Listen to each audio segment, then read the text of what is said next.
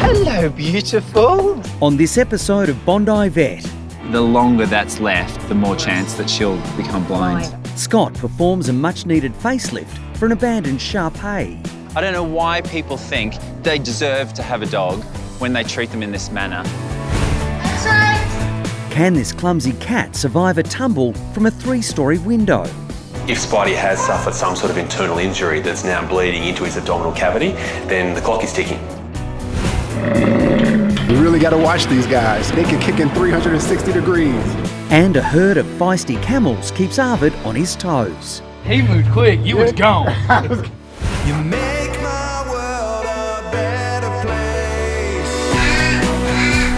Come on, there's your girl. I can depend on you.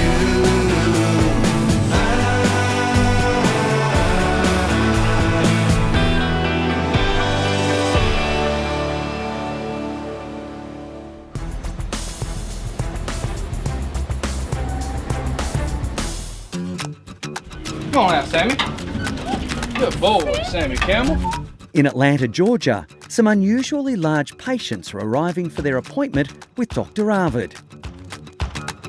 You heard Noah's Ark? Yeah. Well, they built a life-size ark of biblical proportions, and they bought some camels to do camel rides. The camels are destined for a life-sized Noah's Ark exhibit in Kentucky. But before they can cross state lines, they must first pass some important tests. We're going to pull the blood out here and then we're going to get them to make them cush. Just lay down. And then while they're on their side, we'll do the TB test. Okay. We're about to have some fun with some camels here, about to pull some blood for a brucellosis test. Then we're going to give a tuberculin injection for a tuberculosis test. But you got to be careful because these camels will kick you in the next week. I usually can just do this one-handed, just boom. But While Dr Kirk has tested camels before, this will be Arvid's first time working with these feisty desert creatures. Hey, they kick 360 degrees of the compass. Horse kicks forward, cow kicks out sideways. This is Mike Tyson. Definitely don't want to be kicked by a camel. We're good. the back legs are pretty strong and crazy, but you really have to watch about the front legs because they are sneaky quick. They look like they move slow, but they are super intelligent, and these guys will strike you in a heartbeat. Hey, be assertive. When you go in where you're going, just go in.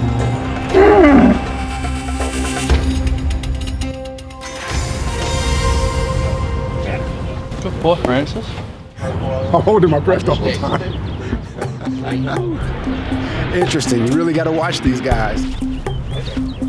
So far, so good. Now that Arvid has successfully taken blood from the two older camels, he's ready to tackle the trickier member of the herd. This is the one that put me in the hospital. Good play, be nice. Tighten him up a little bit, Buck. The smartest horse that you've ever seen in your life can't play on the B team with a camel. Like I said, camels are real high on the intelligence level. They have a memory, they know what's fair, they know when you're being unfair. You want to be fair. Come on. Easy, buddy. Okay. All right. Doc got rabbit in his feet. Hey, I saw him move quick. Doc got rabbit in his feet. He moved quick, you was gone. But the challenges aren't over yet. Next up is the tuberculosis test. Almost. Let me get that tail. Arvid will need to place the needle into the skin under the tail, dangerously close to the camel's lethal legs. Big rascal. Oh, you, Doc. And they knew exactly what I was trying to do. They kept pushing their butts up against the back and thrashing and shaking. Easy, Sammy. You got it now. All good. Nerves still. It wasn't easy. A couple of them gave some challenges, and a couple of them didn't want to cooperate and was kind of thrashing and moving all about. But at the end of the day, we still got what we needed. We good? Yeah, we're good. complete the mission. All in a day's work, right? But Arvid hasn't seen the last of these camels just yet. So now we wait for the test result, which we usually check in about 72 hours to go back and look for a reaction under the tail. But hopefully they all look good, all look clear. Off to Kentucky they go.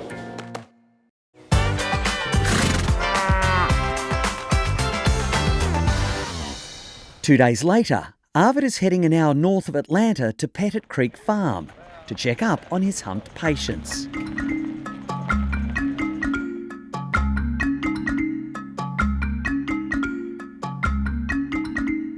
The camels need to pass the second part of their tuberculosis test before they can move to their new home at the Noah's Ark theme park in Kentucky. Get around. Hey, get around. All right, so what I'm gonna be doing today, I'm gonna go check these camels and look up under their tail where I gave the injection in their tail fold. And I'm looking for any signs of inflammation, pain, thickness of the skin, anything like that will indicate a positive reaction.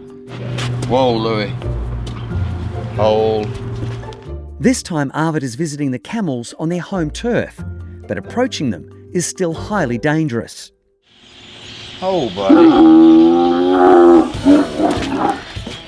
Good? We're good. One down.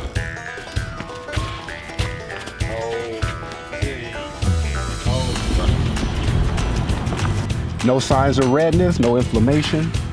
Everything looks pretty good there.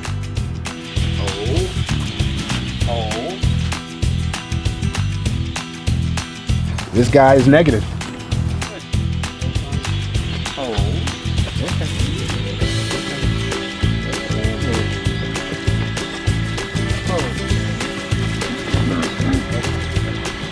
We're good. We good? We're good.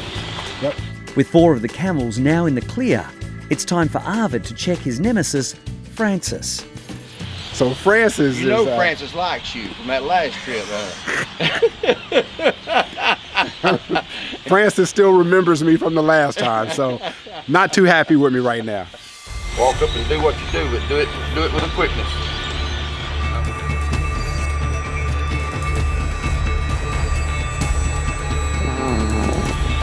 We're good. We good? We're good. Good boy. We're good. We're good. Good boy, Francis. Not too bad. So it looks like they're all clear. No signs of redness, inflammation, thickness of the skin, no pain. They all seem like they're negative for tuberculosis. To celebrate the good result, owner Scott has a special surprise in store for the unsuspecting vet. Come on up here. Oh, Come on. It's your turn. all right. I thought he forgot about this camel ride. Oh boy. All right, I'm a man up and do this. Step down, Let's light. do this. You ride in front of the hump, behind the hump, or on the hump? I'm gonna go behind the hump. That's pretty good. That'd be Australian. That's Australian? Yeah, down under Hey. they do the behind the hump most There of you the time. go. There you go. Step away, Clyde.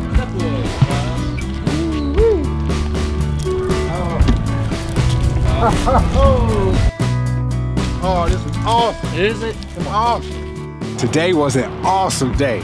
Got a chance to come out here with my client Scott Allen to his establishment, Pettit Creek Farms, and had a phenomenal time.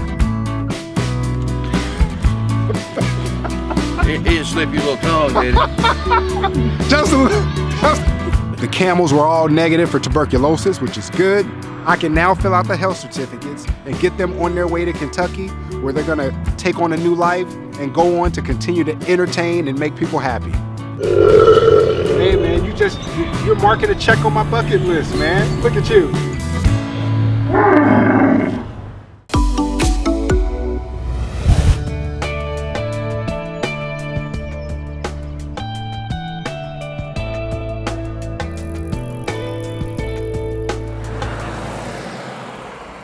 It's an early start for Scott. He's on the road answering a call from rescue group All Dogs Matter. Their kennels are an hour's drive north from Richmond in Waltham Abbey, Essex. So there's thousands of dogs that are abandoned here in the UK every year, but not all of them find new homes.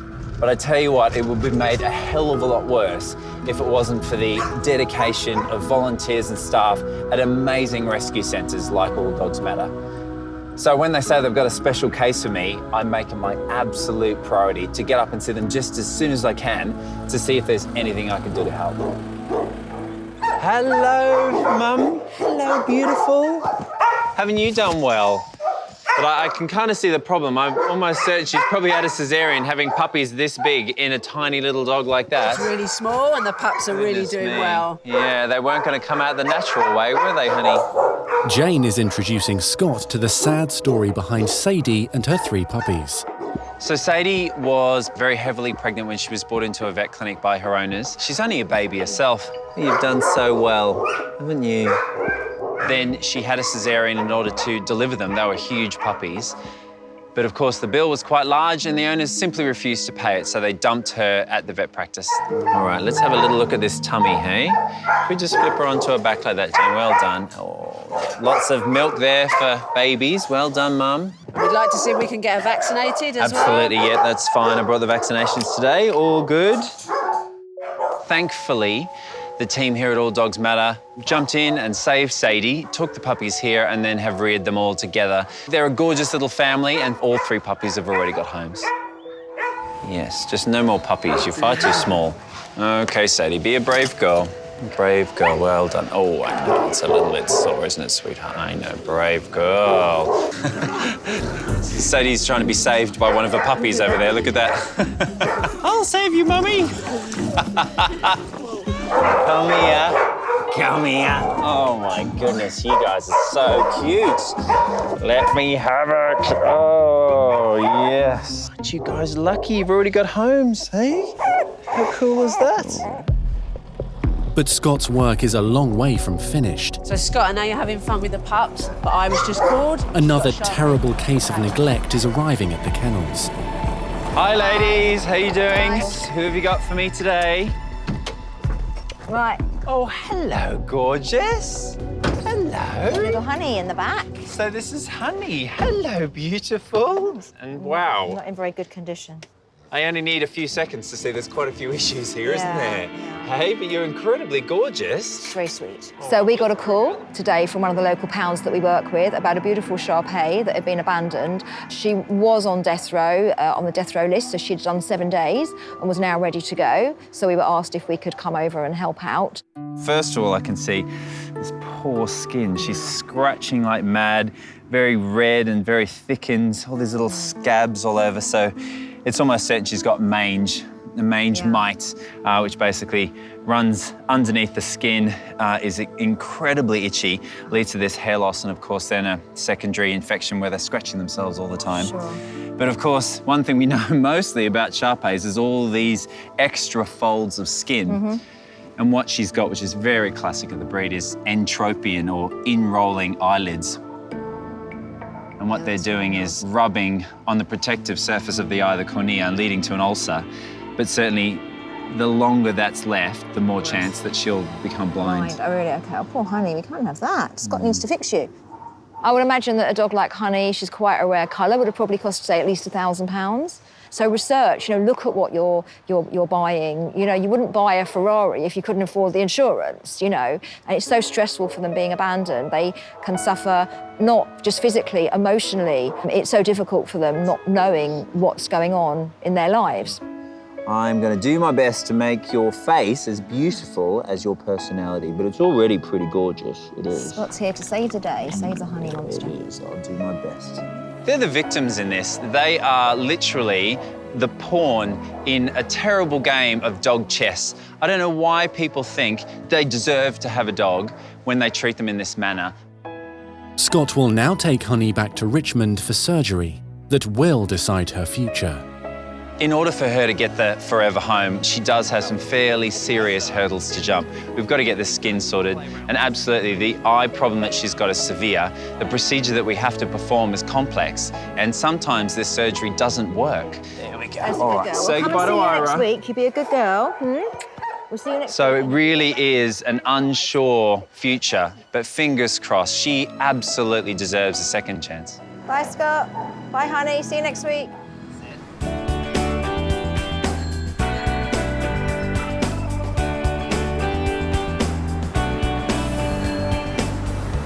Hi, ladies. Look who I've got. Honey.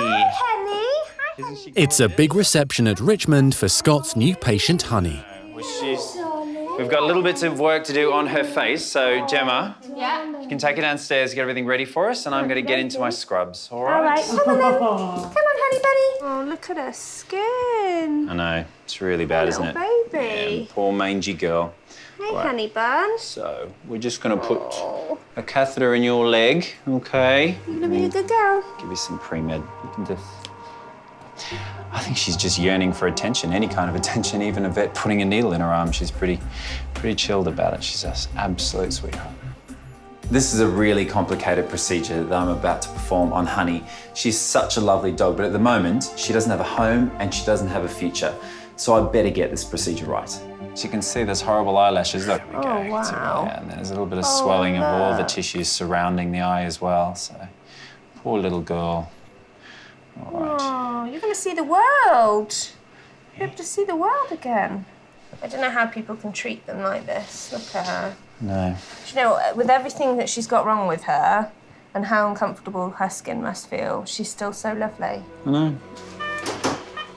This procedure, you would say, is a bit like a facelift. It is lifting some skin away from the tops and the bottoms of the eyes in order for her to see. But this isn't a plastic surgery procedure that's just for her beauty and good looks. This is to try and fix her eyes, try and take away that chronic irritation, those in-rolling eyelids, and the scratching that she must feel on the eyes as a result of the eyelashes. Hard to tell. I mean, they're so deep-seated and so covered. I'm really struggling to be able to actually even see the eye. So, yeah. Honey's lived her whole life in discomfort, I would imagine. This hasn't been a good life for her so far. Did you get a bit carried away with the clipping? A nice wide surgical site, Gemma. It's not about aesthetics here. Well, it is about aesthetics, so I'm actually giving her a facelift. Yeah. Okay. Time for your close-up. Scott is about to start the operation which could change the life of Honey the rescue dog. In this delicate doggy facelift, he needs to take away enough skin to stop her eyelashes scratching her cornea. Too little skin and the procedure will fail. So what I'm doing here is just taking away a section of tissue above the eye, and then I'm going to stitch those sections of skin back together, and what that's going to do is cause a bit of tension and it'll help to pull the eyebrow back. Yeah, it's obviously a pretty unattractive thing to watch, but it will give a functional result, which is a dog that won't have eyelashes rubbing up constantly against her poor eye. It has put me off going under the knife myself. I don't think I'll be having any plastic surgery. Bit gruesome for me, but it's perfect for Honey. It's going to really make a difference to her. I'm really happy with the outcome. The eyelashes are now folding outside the eye where they're supposed to be, and hopefully a much more comfortable future lies ahead. So far, so good. I'm just about to move to the other eye. So whilst you're doing this to poor Honey, Yeah. all the puppies are in upstairs. I wonder what all that barking was upstairs. Yeah, puppy party time. You hear those playful barks and you think, you know what, I feel a little jealous. I want to get up there and have some fun. But then I realise that the kind of presents that puppies bring aren't ones that I want to pick up. Nearly there, Honey. You're doing very well. We get her skin sorted, we get her face and eyes sorted, and she'll be the beauty on the outside as well as in. So when are you booking in for your facelift? How rude. Now he doesn't know what to say. So there's the last suture on our little beauty, and fingers crossed after that little facelift, she's just gonna be a happy, healthy girl. But that, Gemma, is that. Now we've got to find her a home. Okay, she can wake up now. Lovely. There we go, here we go. Good girl. Hello, honey. Good girl. Hi. Hello, hi. Look, you can see me. Yeah, look, she's looking at me already. Hello. Honey. Ah, how cool is that? All right, should we put you back in a cage to sleep it off? Yeah? But while Honey may be out of danger, the vet may be in a bit of trouble. It must have really hurt because I could just tell by his face he was in agony. He's about to cry, I think. Did that bring tears to your eyes? It wasn't funny to Scott at the time, but I was dying inside. Couldn't laugh, but... yeah. Both Scott and Honey will have to cope with a bit of swelling tomorrow. Good girl, you've done so well. That's the first big hurdle jumped. I'm just going to sort out your skin and find you a new home.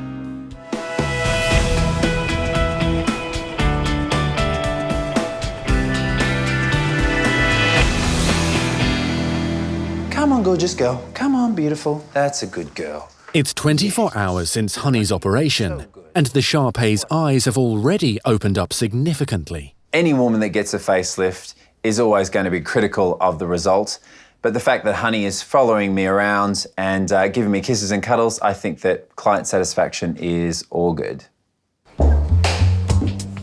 Her spatial awareness with the collars, a little bit questionable. She's smashing into almost everything, but you know what, it has to stop her from scratching those sutures, and it's all important to get the result we want.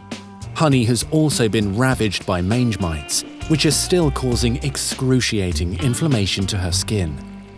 Not much of a spa treatment today for poor Honey. Instead of having a shampoo that smells like lavender or rose petal, it smells like petrol. Pretty disgusting. But the hope is once we've killed off those nasty mites, she is going to have a beautiful, glossy, honey-coloured coat.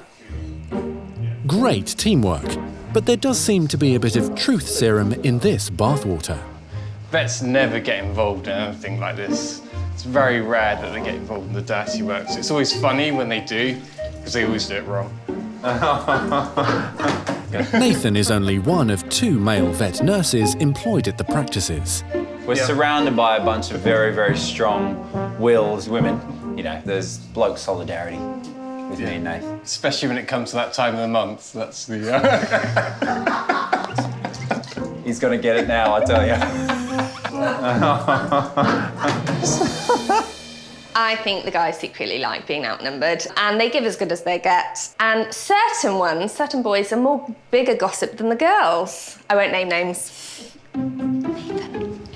All right, Honey, so you've got to dry off naturally. Oof.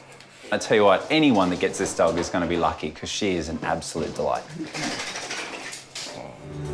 Later that day, Nina from rescue group All Dogs Matter arrives to start Honey on her new journey. Hi there, hi, I'm Scott, how are you? Hi, I'm Nina, nice Hi, to meet Nina, you. and You're more importantly, right. very good. This is Honey. Hello, little sweetheart. Isn't she gorgeous? Very rewarding for the dog, for you as a human. When we see them progressing and finally landing on their paws, it's just wonderful. Gorgeous, Find look her at home. her. She's so cute. Look at those beautiful eyes. It's much better now. Is that more comfortable? It was lovely to see the bond that Nina struck up straight away with Honey. And I tell you, the more and more she spoke to Honey, the more and more I wanted to speak. What a great accent. There's your kisses. Oh, there's your kiss. Oh, dear. And tongues. Well, that's very French. I told you to have the French side. Yeah. It's always sad to see them go, but I tell you what, she is an absolute stellar dog, and she's going to find a great owner, I have no doubt. Hopefully, you'll let me come and do a house visit soon, because I'd just love to see how she gets on. Of course. All right then, bye-bye, beautiful. Hey, good luck at your new home. I don't think it's going to be long before you've got a loving family to go to. Ooh, you're beautiful. All right, all the best. Thank you very much See for ya. everything. Thanks so much for coming. See you later. Thank Bye-bye. you. Bye-bye. Bye. Bye, honey. See ya. Bye. Come on, pup. Good girl. Look at my girls. She's got both. Another 2 weeks later, and Honey is looking very relaxed in her forever home. Good girl. The Sharp Pai's new family are Gwen, Philip, and their daughter Catherine. Honey also has 2 new doggy siblings. We saw her on the website, decided we really liked her, but she was actually at a foster home. So we were told we can go and see her. So we took Riley, the pug, with us to see how they got on. And me and my mum fell in love with her. So she came for a week and she just didn't leave. She just stayed. So it worked out really well for her.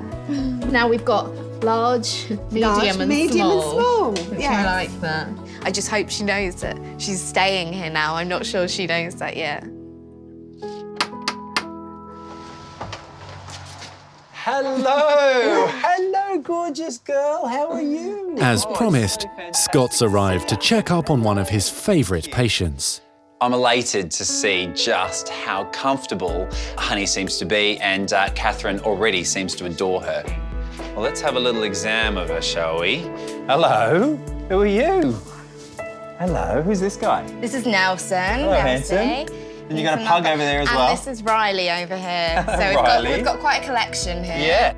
Let's have a little look at your eyes first. They do look fantastic. The scars have healed really well. They both seem the same size and shape, and you can start seeing those beautiful brown eyes that she's got as well. Lovely eyes. They really do. And how's her skin been going? Even the 2 weeks she's been here, I think she looks a lot better. Yeah, well, she's certainly not itchy anymore, scratching herself to death, and it definitely looks a lot less red, a lot less sore. There's no scabs. From a behavioural point, she does seem very stressed here. She looks stressed, doesn't she?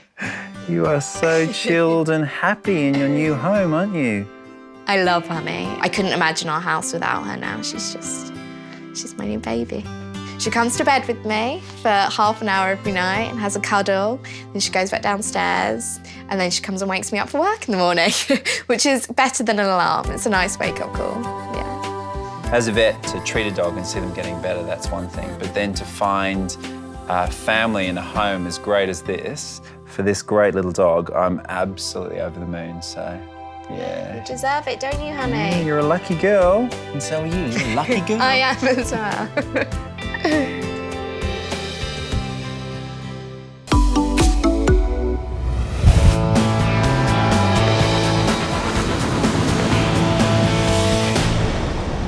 The cat that's fallen? Yeah, come straight through.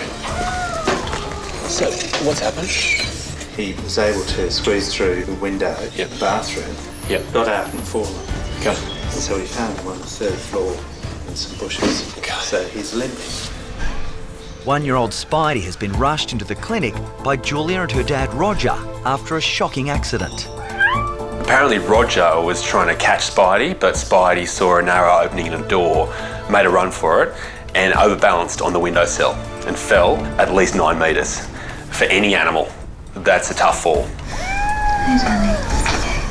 The first thing I do with Spidey is look at his gum colour. That gives me a really clear idea about his circulation, whether he's in shock and whether he's losing blood. He's just a little pale on that side. So what I'm doing at the moment is just assessing his vital signs. Okay. His heart rate, it's certainly up there. His breathing rate's very high too. I mean, he's breathing at more than 1 breath a second. It's almost like he's panting. Spidey's elevated vital signs are serious cause for concern. What the high heart rate, the high respiratory rate, and the pale gum colour is telling me is that Spidey is certainly in shock right now. He's okay. Shock can be incredibly dangerous. Essentially, the body overreacts and sends the blood away from the important parts like the lungs, the heart, and the other internal organs to the muscles, expecting that animal has to make a run for it, when really, it's the worst possible situation.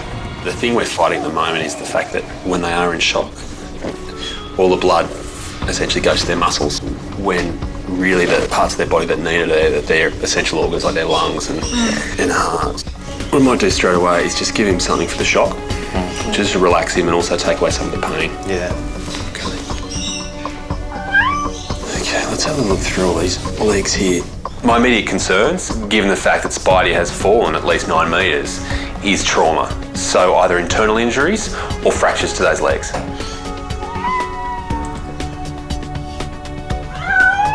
Is that the one? Yeah, it's certainly sore. His back right, he's really resenting me doing too much to that. Do you think it's broken? Look, it's certainly sore, but the only way to know for sure whether there is a fracture is with an X-ray. But suddenly, Roger spots a distressing problem. It's a little bit of blood. Let's have a little look here. All the places where he's got blood. Yeah, I know. It's where a man doesn't want to have any sort of pain whatsoever. He almost looks like he has a little abrasion on the skin just around that area. I'm thinking, because it was a fairly twiggy sort of bush. Yeah, was it? Yeah. Worst case scenario here, if a branch has penetrated into Spidey's abdominal cavity, it could have ruptured a blood vessel or punctured an important organ like the liver or the kidney. If that has happened, he could be bleeding internally. I think if we x-ray just this back half of his body, I think so. That way we'll know for sure. Okay, let's do that now. If Spidey has suffered some sort of internal injury that's now bleeding into his abdominal cavity, then the clock is ticking. The simple fact is that a fracture won't kill Spidey, but internal bleeding might. Roger and his anxious daughter Julia are praying for good news. X-ray!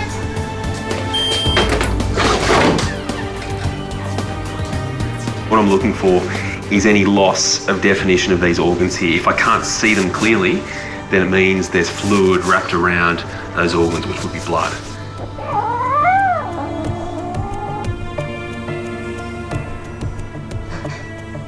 In this case though, I can see a liver, I can see a kidney, I can see intestines, even a bladder here. So I can quite confidently say there's no bleeding happening around those organs.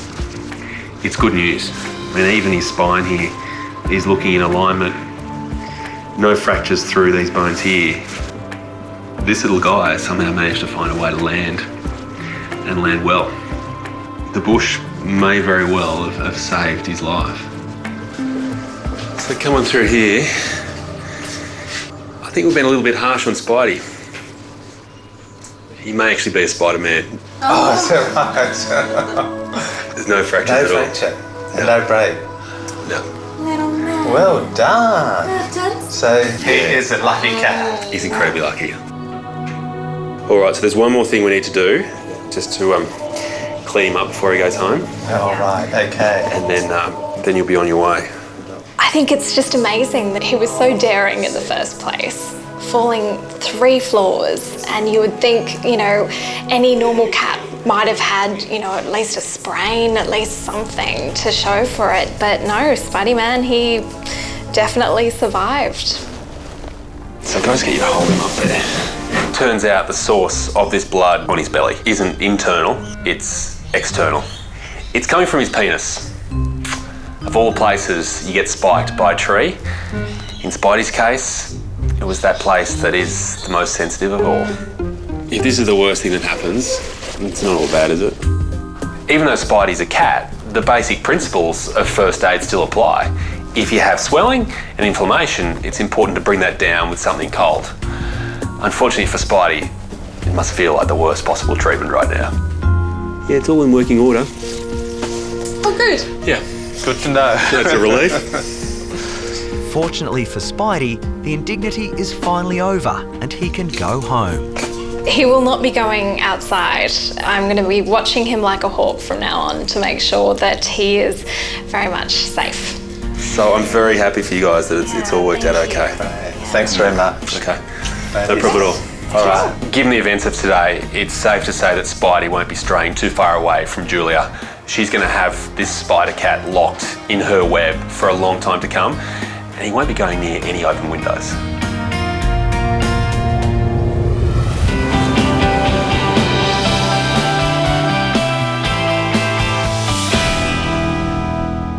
You playful boy.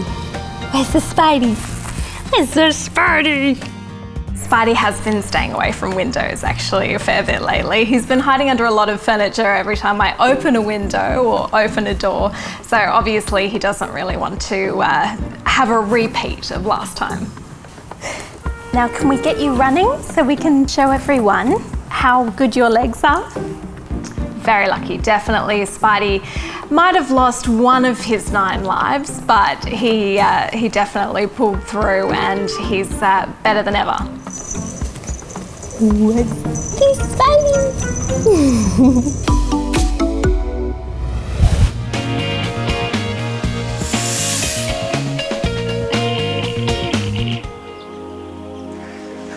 I love you too, mate. Hold on, not long now. At the Australian Reptile Park, General Manager Tim Faulkner also has his hands full with a little orphan Joey. You ready for another Mothers Club meeting? Here's your bottle. Cheers. How's he going? Yeah, he's good, eh? Still real sooky, right? Yeah. Tim and Senior Park Keeper Bill have started a daily mothers group. No tongue. After becoming full-time carers to 2 orphan Joeys. You ready for some milk? Here you go. Caring for orphaned animals, and in this case, marsupials, kangaroos, 24-hour job. It doesn't stop. 6 feeds a day. In between, then you've got a toilet, clean up after. They're awake through the night. But a big part of that is giving them their bottles, their nourishment. He's a happy little roo. Is that his belly? Yeah. He's shaking his He's bones. chugging it. 9-month-old Reggie and 6-month-old Russell both lost their mums due to horrific circumstances. Without round-the-clock care, these little joeys would have no chance of survival. You've done a good job, mate, because he was a tough gig. Orphaned at such an old age, he used to get him much smaller. I can't believe you've turned him around to be your mate. Yeah, he's the best mate, aren't you, mate? In the wild, joeys rely on milk from their mother for at least 12 months. Tim and Bill will need to keep feeding these babies until they're old enough to fend for themselves. That's it, it's all gone. You want to come for a hop with Reggie? I know you're not going to like that, but it's time. Yeah. You're a good little fella. Come on, let's go for a hop. Red kangaroos are social. The way that we need to develop their skills, it even makes their body physically stronger, is to get them out into our park area. There you go, mate. There are other kangaroos that are adults, there are hazards, and there's, of course, people. But all of that teaches them and develops them to be independent roos. Do you want to have a pat? There you go. Yep. Do you know what sort of animal he is? Kangaroo. Yep. Then do you know what sort of kangaroo? I'll give you a hint. See the colour there behind his ear? What is it? A desert kangaroo. A desert kangaroo or a red kangaroo, that's right. It's a big day for Russell, Who wants to see as him it's his hop? first time being surrounded by a crowd. Ready? Now you have to say, go Russell! Go on! But Tim knows it's an important step for the little joey to gain his independence. They're great, as in little ambassadors. And we... He's cheeky. There's kids everywhere, and Russell's actually startling them. Not the other way, but he's getting used to the whole thing, and he's having a ball. You got him. The budding little ambassadors are a big hit with park visitors. But now it's time for their all-important daily weigh-in. Come on, mate. This way. I'm not coming back to pick you up. Come on, pal. That's a boy. Let's go. Let's go. Righto. I'll take notes. You want to weigh? I'll weigh. Just want to grab that diary. 6.7. Yeah, awesome. That's 100 grams up, eh? Yeah, that's great. All right, so 6.7 plus 100, you say? Yeah. Any discharge? What we do is take a weight, which is a really easy observation on general health. Did they put on weight or lose weight? And as well as that, we check for simple things like any signs of discharge, hydration, and just the general well-being of the joeys. Ears are great. Eyes are good. I'm sorry, Reg, don't get cranky, buddy. Okay, so that's good. You want to just check his hydration, Bill? Yeah, we're good. Good as gold? Yeah. My favourite question of the day, how was he last night? Do you want a short answer or a long answer? Short answer for now. Well, he had a party all night long, so he's very worn out. Yeah, so he's happy? He's happy. I'll put Reggie happy, Billy not so happy. Bill and I love Reggie and Russell equally, but I do give him a bit of a hard time because Reggie was a bit older when he was orphaned. Now, that means he's a bit of a handful. He gives Bill a bit of stick. By stick, keeps him up all night, sometimes won't take his bottle, put him on the ground, he takes off. Russell is an angel. We got 5.2. He's up 50. Just, that's not bad. Yeah, nice.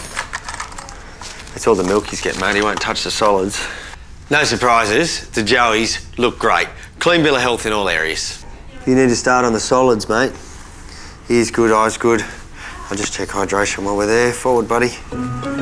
With both joeys given a clean bill of health, it's now home time, and that means Tim and Bill are heading off and taking the little joeys with them. Come on, Reg. That's it. Hold up, buddy. You better grab him, mate. Gee, you've got him well trained, Bill. Good boy, Russ. Hello, boys.